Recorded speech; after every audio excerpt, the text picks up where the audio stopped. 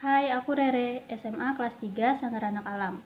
Video ini adalah presentasiku yang akan membahas soal tantangan membangun pasar di tengah pandemi. Pada pertengahan Maret, Presiden Joko Widodo menyerukan untuk melakukan pembatasan sosial sebagai tanggapan terhadap penyakit COVID-19. Sejak itu, kantor dan sekolah menerapkan sistem work from home dan pembatasan kegiatan beribadah. Bahkan beberapa desa secara mandiri menutup diri atau lockdown.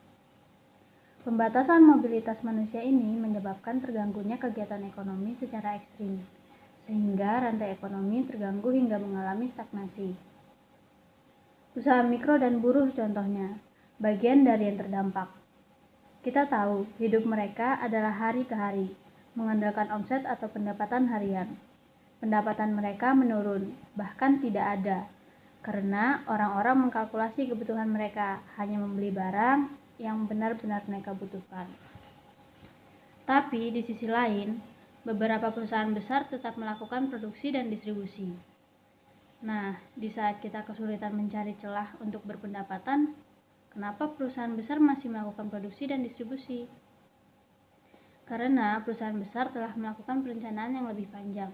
Mereka menguasai jaringan perdagangan, industri, serta alat produksi. Jual ini, itu nggak laku, bisnis pasar malam bapakku ditutup. Lah, terus gimana dong supaya kita bisa survive di masa pandemi?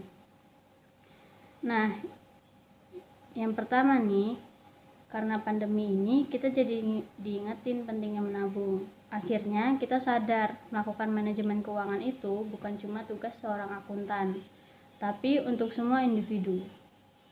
Yang kedua, ketahanan pangan.